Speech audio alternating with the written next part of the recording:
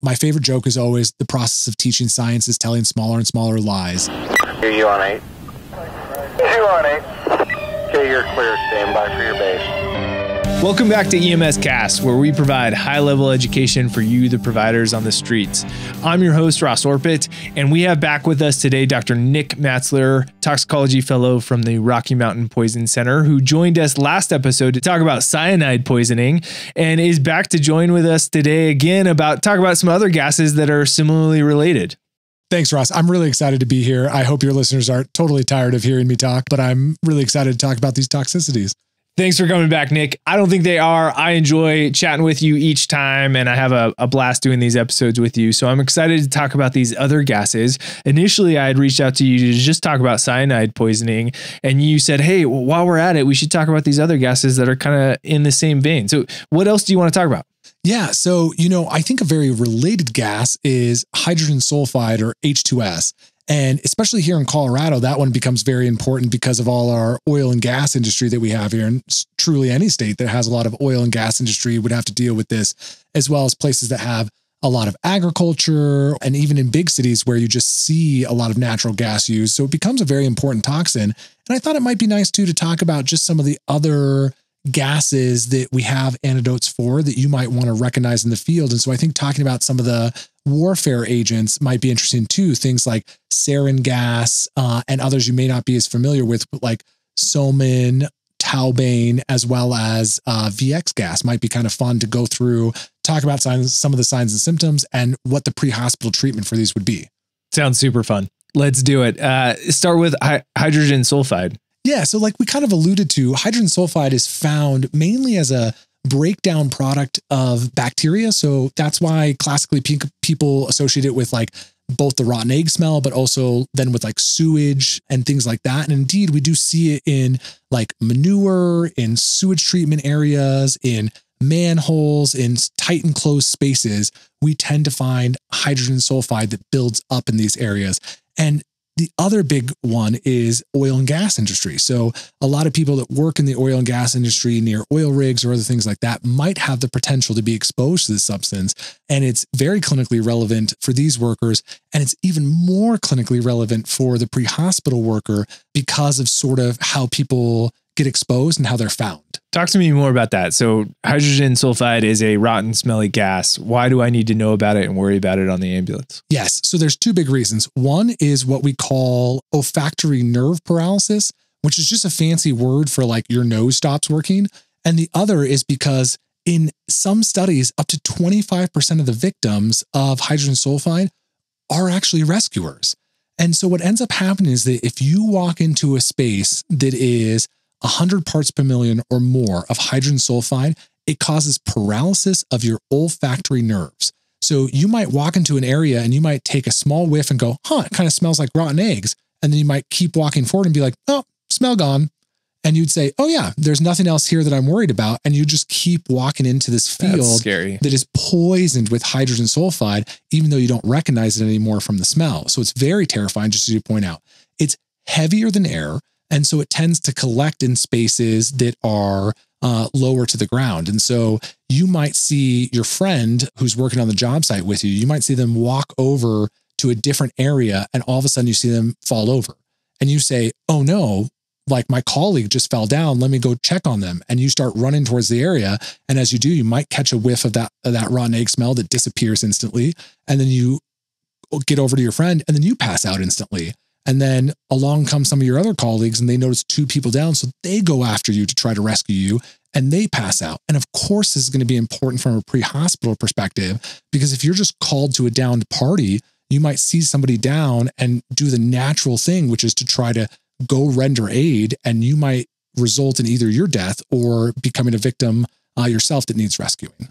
That canary in the coal mine. That's exactly right. And, it's easy to think about these big industrial exposures, right? It's easy to think, okay, sure, I'm going to a natural gas field, or I'm being called to somebody who's found down in a manhole, or, I'm going out to somewhere where they store a lot of manure and somebody was found down. Like in those scenarios, it should be a little bit easier to have it in the back of your mind. Like, oh yeah, that person might have been exposed to hydrogen sulfide or H2S, and I should take extra precautions, like have somebody that can check a meter, wait for the fire department to show up with SCBA so they can take readings and go out there in safe gear to pick somebody up. But a more insidious version is somebody who commits suicide in their car. And so actually, unfortunately, what we saw, especially around 2008, is we saw this spree of suicides in Japan where just over 200 people died. And then also some in the US where hydrogen sulfide, unfortunately, is very easy to make out of household chemicals. And so you go online, you read about this gas that you only have to take 1 or 2 breaths of and it instantly kills you. So it seems like a reasonable way to commit suicide. And people read these instructions and then they will bring the chemicals into a closed space, which usually the easiest enclosed space they have access to is something like a car. So they'll go into the car, they'll mix these chemicals and they'll instantly die. And then you as the rescuer come up and you're like, well, this car's not even in a garage. It's just out in the middle of nowhere. It must be safe for me to open this door and try to get this patient out of the vehicle. When in reality, when you open that door, you're going to get blasted with hydrogen sulfide, and that can potentially result in your death as well. And so you have to be careful in some of these special circumstances, or you may end up as a rescuer being a victim. You said 25% of these patients are rescue workers? That's right. In some of the studies that have been looked at, the victims often multiply, and up to 25% of them are actually just the pre-hospital rescuers that are coming to try to save people. So how can we protect ourselves? Is there anything we can do to recognize this or be on the lookout? Yeah. So there's some big points here. One is just keeping a really high index of suspicion. So if you're going out to a confined space where somebody was found down, or a natural gas or oil mining operation, those are all places that you should just be on high alert right away. Hey, could there be a gas I need to be afraid of out here? Normally, these kinds of industrial areas, people will have special equipment to help them. So people are technically supposed to be wearing like monitors, and they're supposed to be detectors to help you detect the amount of hydrogen sulfide in the air. Because again, you might get that olfactory paralysis where, you initially smell the rotten eggs, but then you don't. And so you should also keep that in mind as a second point, meaning that if you smell rotten eggs at all and then suddenly don't, you shouldn't say, oh, okay, that means there's no gas there. You should probably just take a step back and try to think to yourself, am I walking into a place where a heavier than air substance could accumulate? And might I be walking into somewhere where there's hydrogen sulfide? And the olfactory paralysis isn't going to come back right away. It's going to take, minutes to hours before you can smell normally again. And so you don't want to just go to fresh air and be like, okay, let me try to sniff my way into this area. You want to make sure at that point you're calling in extra help with detectors or the fire department with SCBAs to go and get those patients for you, as opposed to putting yourself at risk. Okay. And how does it kill you? Great question. So there's kind of 2 big ways. The main way is that it acts actually very similar to cyanide. So, we had a great discussion about kind of how cyanide works in the mitochondria and how it poisons you from a respiratory perspective. That is essentially the exact same way hydrogen sulfide works. It works on that complex 4 in your mitochondria. It stops you from being able to produce enough energy, and it gives you that cellular asphyxia that we talked about in one of the previous episodes. And so I'd refer you to that for more of a discussion on like kind of the inner workings of how that hydrogen sulfide is going to poison that mitochondria. But in general, that's the same mechanism it's going to work. The other thing is that because it's heavier than air, it displaces air. And so since it's going to displace oxygen, there simply just won't be oxygen in that environment. So you may walk into an environment and take a big breath of nothing but hydrogen sulfide. And so obviously that's going to poison your mitochondria, but also at the same time, you're now not breathing in oxygen. And so that can make you pass out as well, and obviously can lead to your death. And you made it sound like this happens pretty quickly. It's extremely fast. It's considered a knockdown gas. And so it is not uncommon for people to take 1 to 2 breaths and be down as long as the concentration is high enough. So again, just like cyanide gas that we talked about previously, it's all about concentration. So if there's a very low amount of hydrogen sulfide in the air, you might just smell it a little bit and move on with life and never get sick or never be harmed by it. But if there's enough in the air, even taking 1 breath can literally kill you, or at least make you unconscious. And now you're unconscious, breathing in that atmosphere, and death is inevitable. Is there anything to do? Is there any surviving this? Can we help people? So yes, so if you can remove them from the environment, that is the preponderance of how you treat hydrogen sulfide exposure. So if you can get them out of the environment they're in and get them to fresh air, that is going to be one of the best treatments that you can give. Obviously, placing somebody on a non-rebreather would be a really good treatment as well. We've seen that just like in cyanide, offering somebody 100% oxygen can help in terms of their symptoms. But for hydrogen sulfide, it's often rapidly fatal. And if it's not fatal, if you can bring them out of the environment, you can actually improve them. There are some antidotes we can talk about, but for the most part, it's just removal from the environment. It's not quite the same thing as cyanide, where it's going to, cyanide's going to, get worse and worse and worse until you treat it. With hydrogen sulfide, if you just bring them out of the environment, 9 times out of 10, that's going to make them better. Like if they've already survived the environment, they probably will continue to improve. And in fact, there's some stories that, they're a little bit funny to me, but maybe not funny to these folks, but it is unfortunately not uncommon in the natural gas field to have multiple knockdowns during your career. So like some of the old timers will go out there and they will walk somewhere that maybe they shouldn't have. They'll pass out. They'll manage to make it to safety. They'll get up and be like, well, I'll head back to work. And there's some very interesting case reports that you read where these folks were knocked down 2 or 3 times in the same day, all in the same area before finally they were brought to attention. And so it's one of those gases, it can cause some long-term harm, but for the most part, it is the short-term harm, meaning that you pass out in an area that doesn't have enough oxygen, that has too much hydrogen sulfide, and that's what ends up killing you, is just being in that environment without somebody being able to pull you out. So its treatment is somewhat similar to the treatment with carbon monoxide, where it's just remove them from the environment and give them 100% oxygen. That's going to be the best thing for them. You're exactly right. Like that is the best first step that you can do for these people. And a lot of times you're going to see these people, when you provide exactly those treatments, they're probably rapidly going to start getting better over the next minutes to hours. And maybe they don't need anything else outside of those treatments right there. But in case they do, there are some other options available. So what happens if we remove them from the environment? We're giving them oxygen, but they're still not looking any better. And maybe we should talk about, what does that patient look like? What does their vital signs look like? What does their mental status look like? Are there any other physical exam findings? Yeah, absolutely. So there's a couple of fun physical exam findings. One is that their jewelry might turn a dark color or black. And that's because when silver is exposed to hydrogen sulfide, it creates this discoloration. And it's one of the funniest things I feel like I ask people over the phone sometimes when they're like, hey, we found this patient down. They're really sick. Here they are. And I say, could you please rummage through their jeans and try to find their coins, or do they have any jewelry on them that you can look at? And if it's very discolored, that can be a sign of hydrogen sulfide. Now, I never hang my hat on that. And I never say, oh yes, their silver is not dark, let's not treat them. That's not the right idea. But it is kind of a fun finding that you might see in these folks, is this discoloration of their silver jewelry or coins that they might keep in their pocket. It might help you clue you in. Which of our coins has silver? So not a lot of them truly have silver, but anything that looks like silver that you carry in your pocket might potentially be discolored. But you're exactly right. It's mostly, I think, tin is what it's mainly made out of, but don't quote me. I can't remember that, but you're exactly right. There's not a lot of silver in actual coins, but if your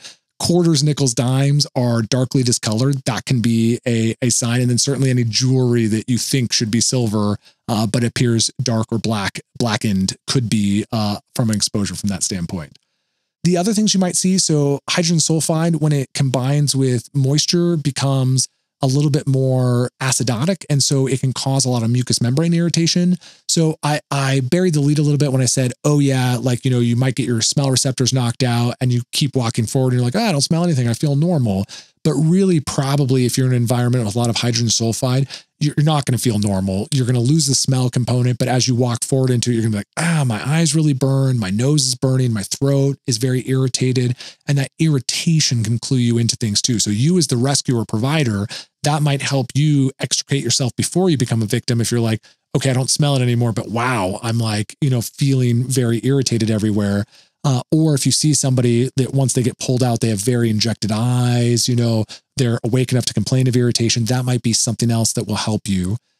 The other signs and symptoms just really go along with cyanide toxicity, meaning that patients are often going to have an altered sensorium where they're going to be, a depressed mental status, most likely, occasionally seizures like cyanide, but really just an altered patient, and then hypotensive and often bradycardic, but can be tachycardic to go along with it.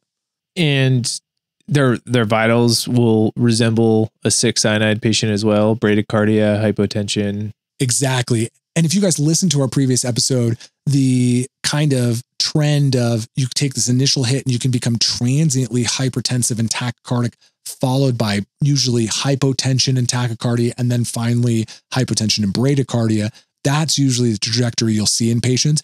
And it just depends on when they're pulled eventually from the environment and you get to them. So you may get to them, they may already be hypotensive and bradycardic, or they might be hypotensive and tachy or hypertensive and tachy. So it depends on when you get to them, but you should watch out for those constellations of symptoms. But if they are initially hypertensive and tachy, it's okay to watch them. But once they start taking a nosedive and becoming hypotensive, that's when it's time to treat.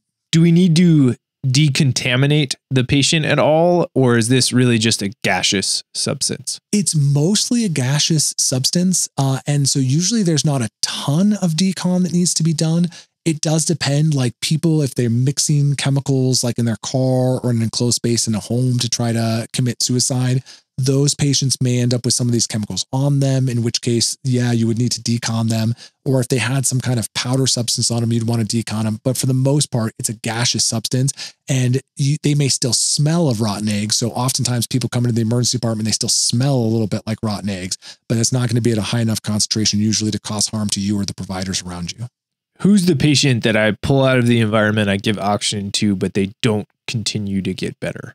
Those are the patients that have usually had a more significant exposure. So it's very interesting in studies. There's a large dose dependent response. So what they do is they measure the parts per million of hydrogen sulfide in the air, and then they correlate that with various symptoms, meaning like when can you detect it initially as rotten eggs, which is actually an extremely low concentration. Our nose is very good at detecting this odor.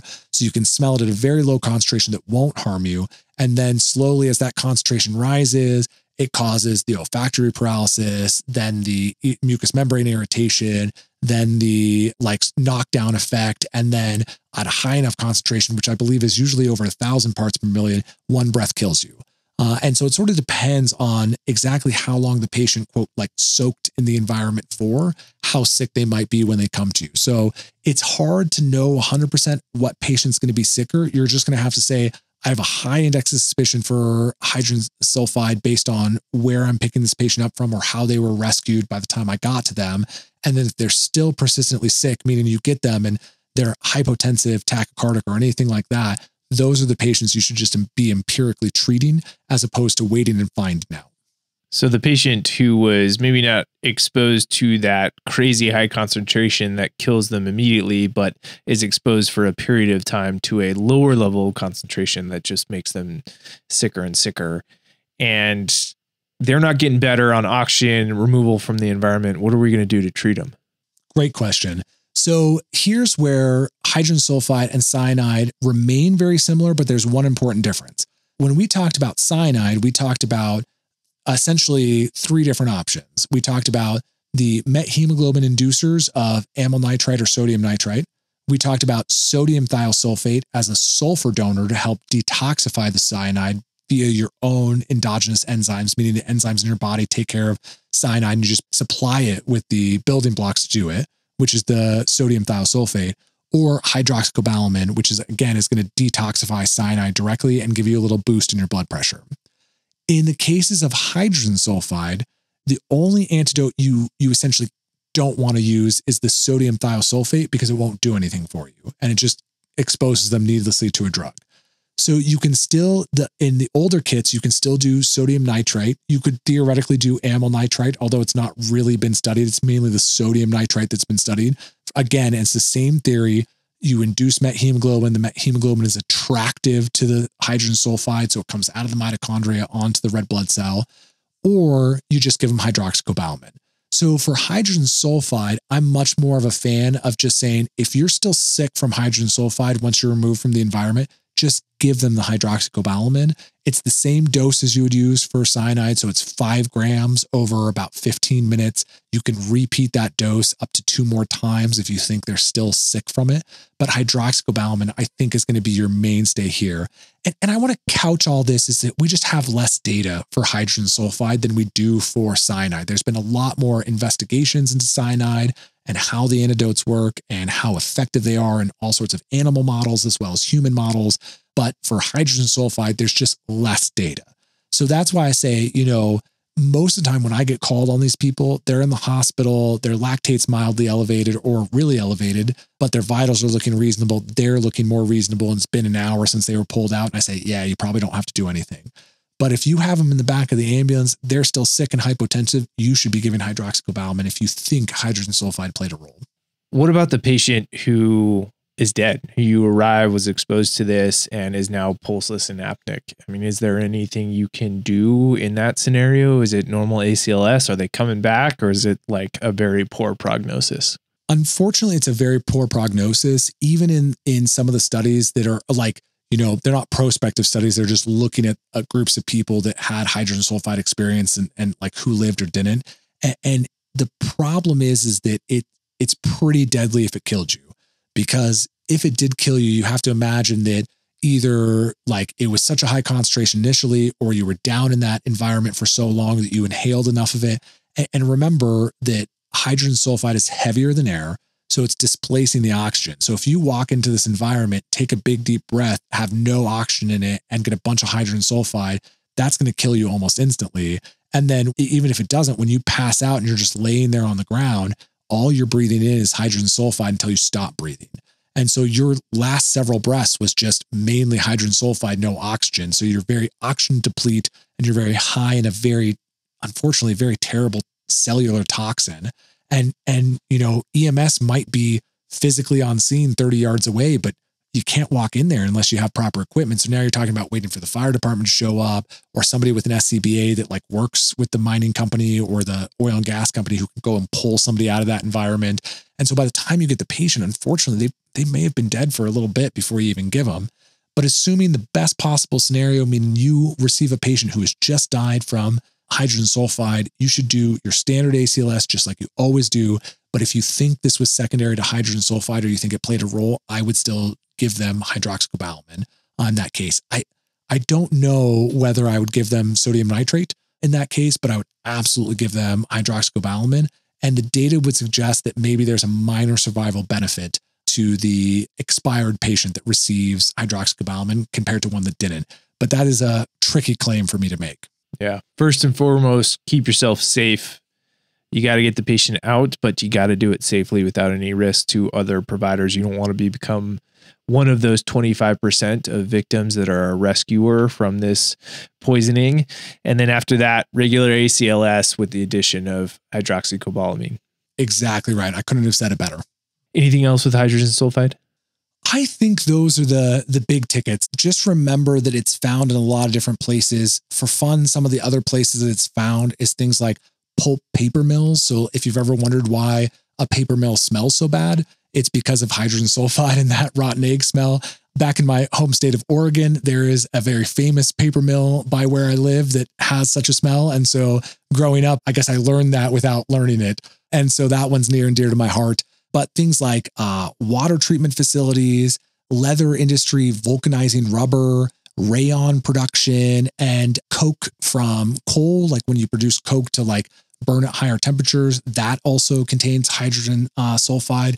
And then another one, which, I'm more horrified to learn as I've gotten older, but I used to be a roofer when I was in high school and early college. And I hated doing the tar roofs with the hot tar that we were doing, where you mop it out. That is just riddled with hydrogen sulfide. And so if you ever get like a roofer that's found down, and again, these don't have to be like your whole body was in a confined space. This can be like, hey, they told the new guy to go like throw another brick of tar into the tar pit, and they got too much of a face full of it and went down real fast. That might be what you get called out to. So you're like, well, this is an open air environment. We're up on a building. We don't think it's, heavier than air up here.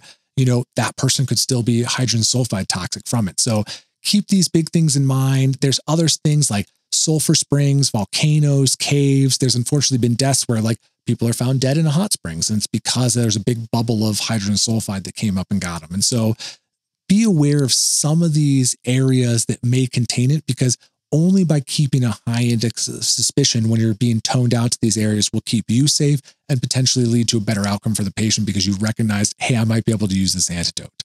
In all other realms, removal from the environment, great ACLS, and then potentially the addition of hydroxycobalamin if you're worried at all.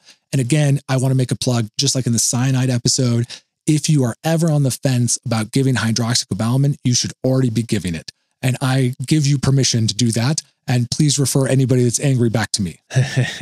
Thank you.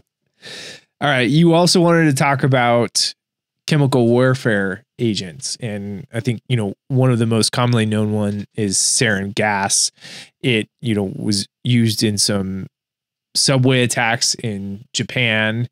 And so talk to us a little bit about these. Yeah. And so there's a lot of different chemical gases out there that have been used for warfare agents, but I think these, like the agents that are most similar to sarin, are very interesting to talk about because we've actually seen them used in the real world, unfortunately, and all their symptoms and treatments are going to run together. And so I think it's a good one to talk about and to alert people to, and there's some lessons to be learned. So as you brought up, in 1995, there was the subway attacks by the Shiriko cult, where they released sarin gas in these subways in Japan and caused, unfortunately, a lot of injuries across the board. There were several deaths, but it took out a lot of people, and a lot of the people that it took out were providers. And part of the reason for that is that people would be contaminated by the sarin gas.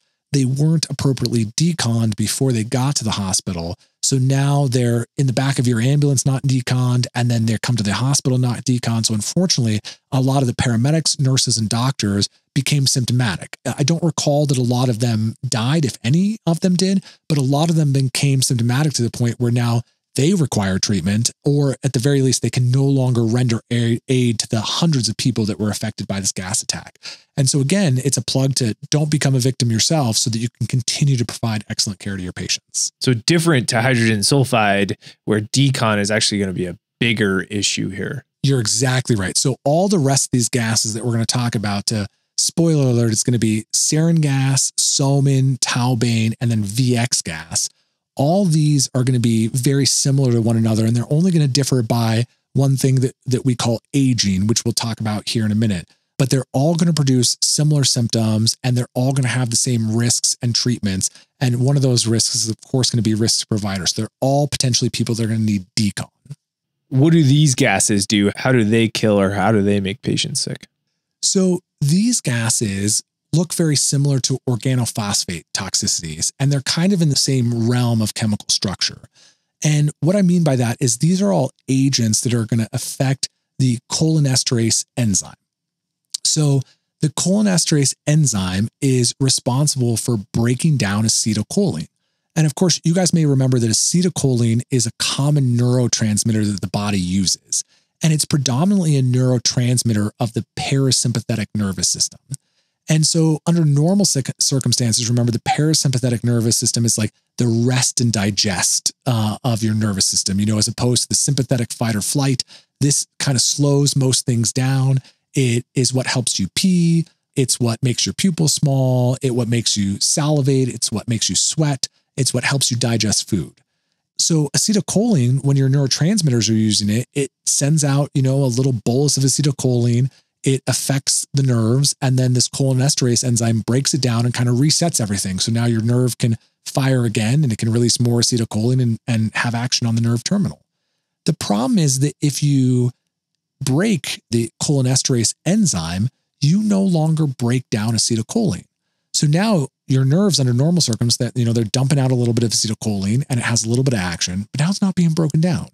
And your nerves don't know that. They have no feedback mechanism to know that. So they just say, oh, hey, I'm supposed to fire again. So they fire again. They release a little more acetylcholine. But all that acetylcholine from the previous firing is still there. And now you're just kind of continuing to add more and more acetylcholine, and it's not being broken down.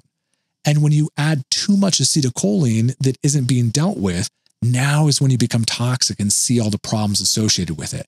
And so you guys might be familiar with the acronym SLUDGE that describes the symptoms that you commonly see with these kinds of folks. But I like to think about them as folks that are they are oozing secretions from every orifice, and they're very bradycardic, and they have very small pupils. And so these are people that are going to be salivating. They're going to have bronchorrhea. They're going to have bronchospasm, where their lungs are starting to like not allow you to bring in air anymore.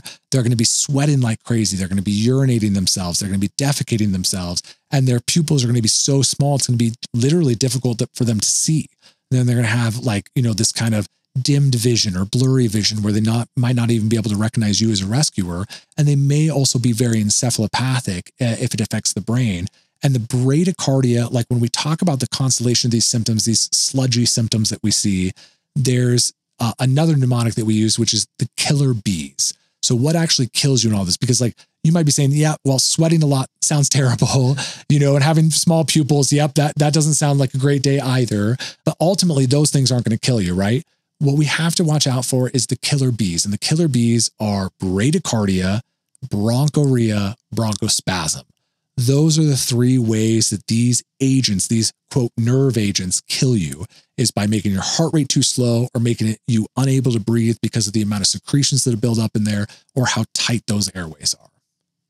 And all of these gases that you mentioned kind of work through similar mechanisms? That's right. All these gases that we just talked about, which is again, sarin, soman, taubaine, and VX gas, they all do the same thing. They all stop the acetylcholinesterase enzyme from working, meaning you have too much acetylcholine, and it gives you all these symptoms that we just described. And is the treatment same for each of them? Luckily it is. So the treatment for all of these, as you guys may have guessed, is just going to be, well, if I have too much acetylcholine, how can I block it? Well, you guys have an amazing antidote on the rig, which is atropine.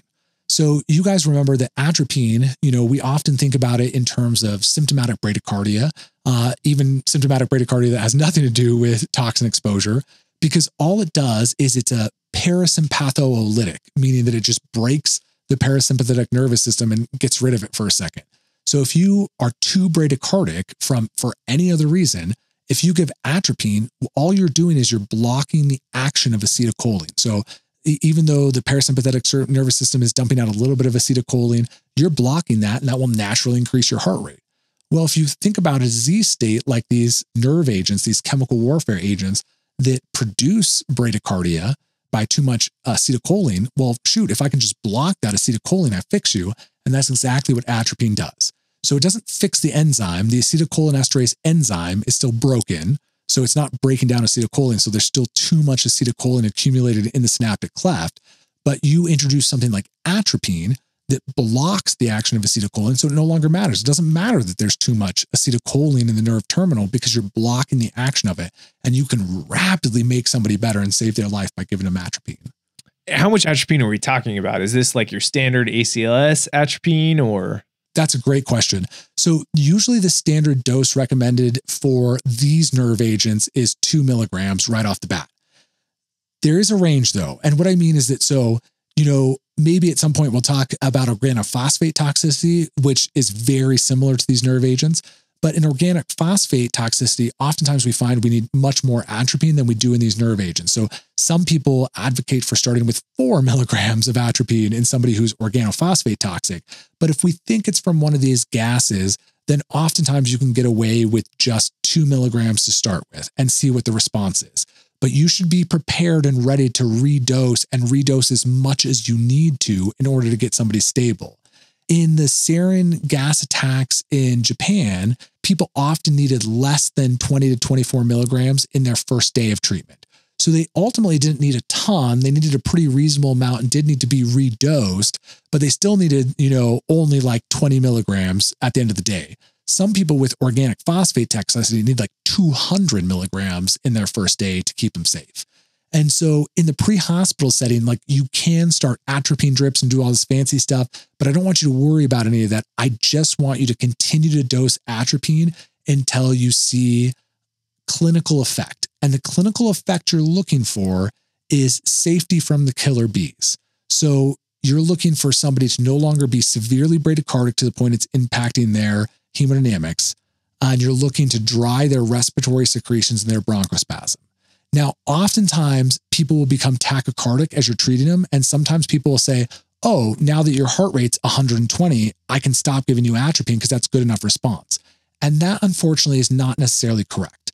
And what I mean by that is that what we see sometimes is you will make somebody tachycardic, but they still have severe bronchuria or bronchospasm. So if they're still having a lot of secretions, coughing a lot, not able to take good breaths, I don't care that they're tachycardic, you should still be giving them atropine. And so I would start with the 2 milligrams if you suspect anybody that's sick. 2 milligrams, if you give it to a healthy person that's not affected by a toxin at all, should still not cause them severe harm. It should absolutely make them tachycardic and probably a little bit unhappy for a few hours, but it's not going to harm them at the end of the day to the point of like death or severe outcome. So if you think you should give it, again, you should give it, and you should start with 2 milligrams, and then you should closely monitor that patient and continue to give them slugs of atropine until you've, made them no longer so bradycardic it's affected their blood pressure, and you've dried out their respiratory secretions and prevented bronchospasm. So again, we're looking for the patient who has the history of exposure with the abnormal killer vital signs of bradycardia causing hypotension and the bronchospasms, bronchuria causing hypoxic respiratory failure. And we're going to treat with atropine until we see reversal of all the killers. So reversal of the bradycardia and reversal of the hypoxic respiratory failure. How often are you redosing the atropine to see effect? And are you doing the 2 milligrams each time, or what dose are you using? Great question. So after the initial 2 milligrams, it sort of becomes more art than science, meaning that you should give them whatever dose you think they need at that point. And what I mean by that is if you gave them 2 milligrams and they looked perfect after that, and then 20 minutes later they start getting sick again, not unreasonable to give them another 2 milligrams. If you think, I'm going to try a milligram because, they're starting to have a little bit more secretions, but they're otherwise looking fine. Sure, give them 1 milligram and see what it does to them. After that initial dose, you can sort of titrate however you think works best. I probably wouldn't give them slugs of more than 2 to 4 milligrams unless you've really proven to yourself, hey, I gave this person like 2 milligrams. It made them better for a few seconds. And then they got real sick again. I gave them another 2. I didn't quite see the same effect. I gave them another 2. Then I saw effect. Sure, maybe you're going to start dosing them 4 milligrams in a slug or something like that. But the ultimate goal is just whatever it takes to achieve safety from those 3 killers that we talked about.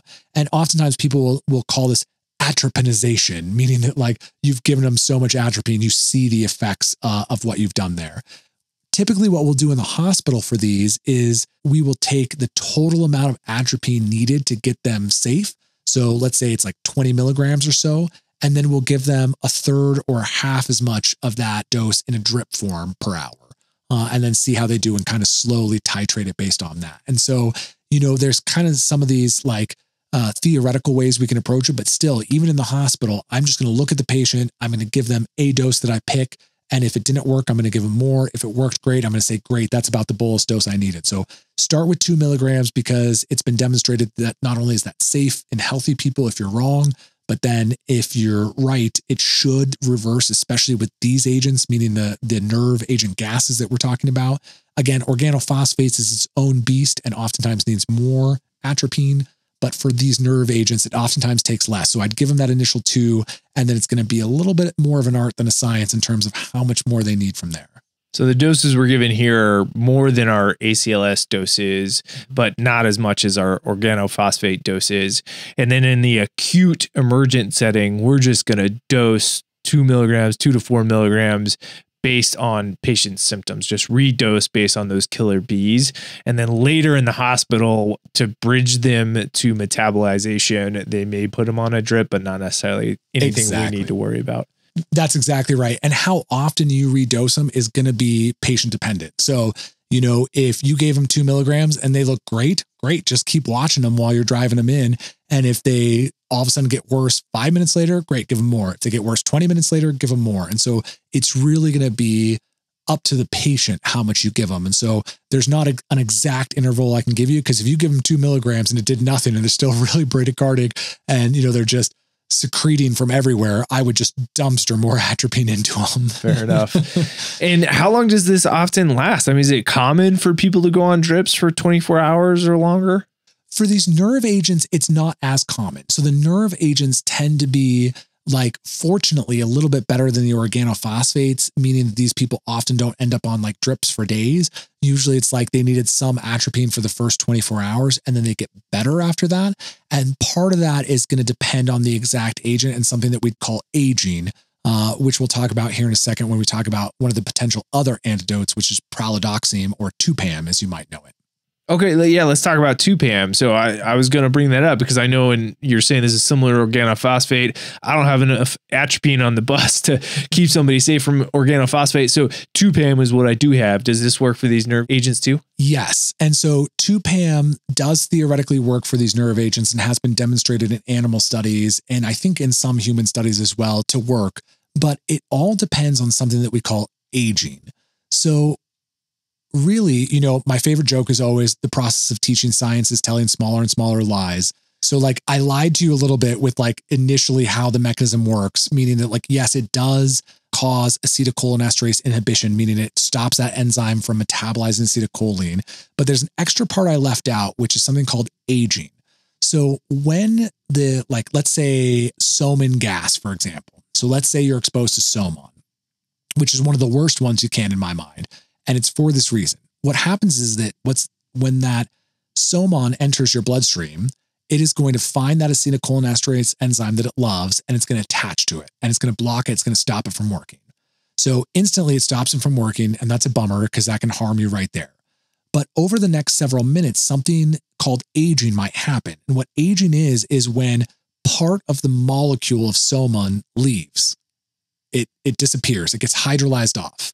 It goes away. So like essentially what's left over is acetylcholinesterase bound to a smaller version of soman, like part of soman has fallen off of it. And when part of this molecule falls off, when part of the soman falls off, we now consider this enzyme aged. And what that means is just that we can no longer reverse it, period. So that means that acetylcholinesterase enzyme is truly dead until the body makes a new one. Oftentimes depending on the agent and antidote we give, sometimes we can regenerate the enzyme. So if you give pralidoxime, otherwise known as 2-PAM, if you give that early enough in some of these cases of poisoning, you can actually help rescue the enzyme, meaning you can regenerate right there, meaning you can go and you can pull the soman right off the enzyme. And now the acetylcholinesterase works just as it did before. And you've cured the patient theoretically, or you've fixed them enough where they can, their own enzyme can degrade the acetylcholine like it was, and you should stop having symptoms. The issue is that the reason I picked soman as the first one to talk about is it has the shortest aging half-life, which means within like 5 minutes, all that soman is aged. You can't rescue them anymore. So now if you've been exposed to soman and you didn't get 2-PAM in the first 5 minutes, which almost nobody is going to, that means they're committed now to be atropine is the only thing that's going to help them, and they might need atropine for days. But you contrast that with VX gas. VX gas has an aging half-life of 48 hours, which means you have a whole 2 days to give them pralidoxime or 2-PAM, and you can still rescue that enzyme, meaning it can go in and pull the VX off the enzyme, and now the enzyme works again, and everything is fine, and you can metabolize things like normal. So 2-PAM is an important drug to give as early as possible, especially when you don't know what the agent is. And in all reality, you're not going to know what the agent is, right? Like what you're going to know is that you were called to a mass casualty incident in which many people are salivating, urinating, sweating with myotic pupils and are bradycardic and dying. And so they have all this constellation of organic phosphate or nerve agent attack. That's all you're going to know. And you're going to see these patients and you're going to treat them with atropine because that's what's truly going to improve them, make them better. And at the same time, you're probably going to give them 2-PAM or pralidoxime to try to regenerate these enzymes. But you won't know that day if it's sarin. It'll take us probably days to figure out what agent was used in real life in these kinds of gas attacks. So if it was something like VX or sarin, we have a lot more time. Like sarin has several hours before it ages, so we have a lot more time to administer 2-PAM. But if it was something unfortunate like soman, then we only have minutes to administer, which means, we could give patients all the 2-PAM in the world, but all of them are going to present outside of 5 minutes from the attack, meaning it's not going to rescue anybody. So 2-PAM works by essentially dissociating whatever the molecule is off the enzyme and rescuing or saving that enzyme from becoming essentially inactive and useless forever. Exactly right. Because when the enzyme is inactive and useless forever, you're literally waiting for the body to produce a brand new copy of that enzyme.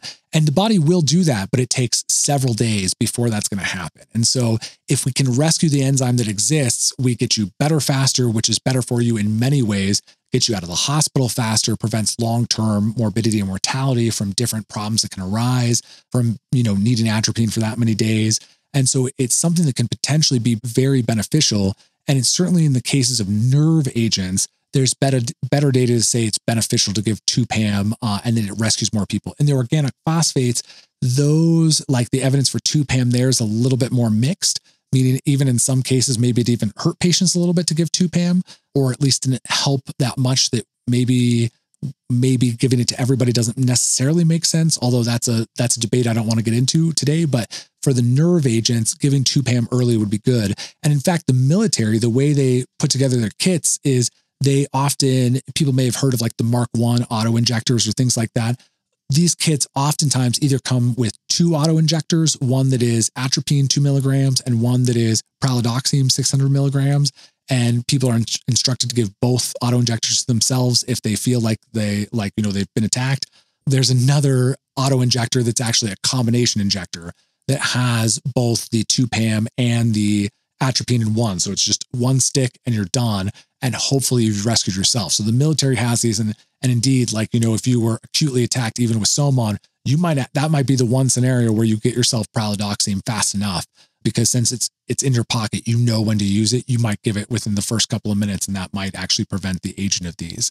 But if it's in like the pre-hospital setting, it's up to you guys to give it. Then depending on the agent, you might not know. But again, since we'll never know in that first day, whether it's sarin, whether it's VX, whether it's Somon, you should just be giving these medications up front to try to keep somebody as safe as possible. The caveat to all of this is I don't want you to give 2-PAM alone and no atropine, because even though it seems reasonable that you're like, well, hey, if I just regenerate the enzyme will start working, it'll fix all these problems. That's not totally wrong, but the problem is that it doesn't rescue patients acutely. So if you give it to them, yes, you're starting to regenerate those enzymes, but they're going to die before they regenerate enough to be back on track. So you need to give them the atropine. So if you're ever sweating between the 2 antidotes, atropine is always the answer. I don't care if you bring somebody to me and they haven't gotten 2-PAM, that does not matter. Atropine should be what you focus on. So I want the takeaway to be, give them atropine, give them enough atropine to get them to a spot that they're safe. And if you have 2-PAM, very reasonable to give it in the pre-hospital setting for one of these nerve agent attacks. If you don't have it, I don't want you to sweat about it. It doesn't matter. We'll either give it or we won't in the hospital, but the atropine is what's going to save their life. Atropine is going to save their life. The 2-PAM is going to keep them alive, essentially. So perfect. Atropine's the priority, and then give 2-PAM after that. Exactly. Because like the 2-PAM might be the difference between a couple of days in the hospital and 1 day in the hospital. But at the end of the day, they're going to be alive regardless, as long as you gave them that atropine. Good to know. You mentioned VX gas. VX, if I remember correctly, an evil genius tried to blow up a rock and Nick Cage saved everybody. So I should just call Nick Cage to save this person's life if I experienced this. That's right. You may get hate mail for your plot summary there, which is fairly poor, I would say, it's been a while as a fan myself.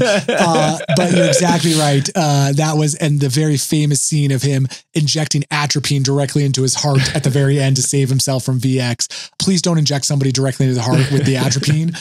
Just go ahead and give it through a regular IV. The other interesting thing about VX is in the movies, they literally showed people's skin and gloves melting off with that. That's not true. That's not happening with VX.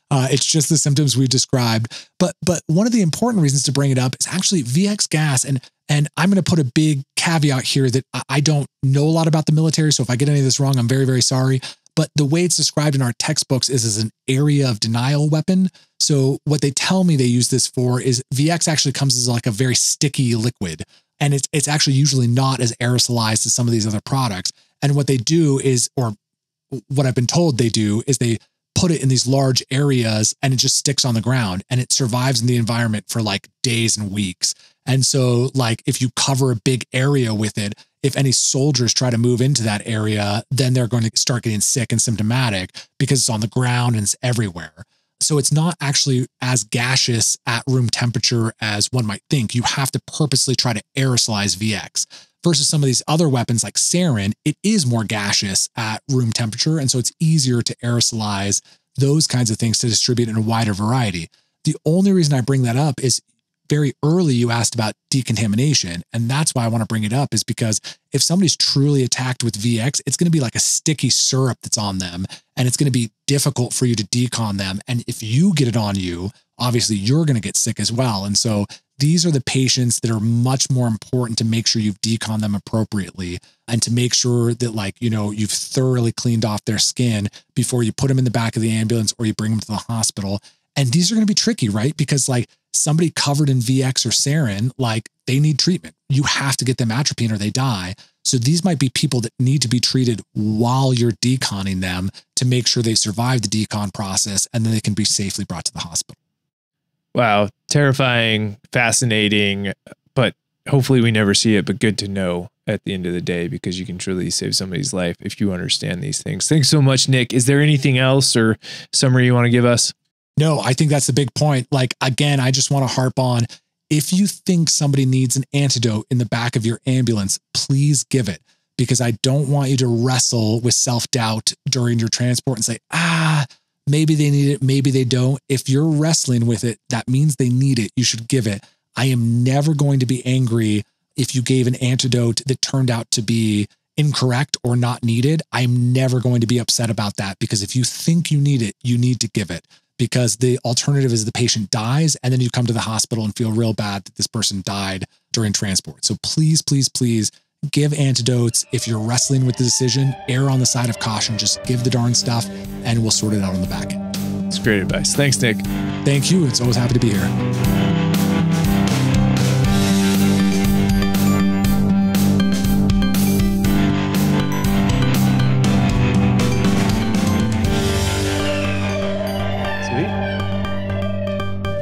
Nice.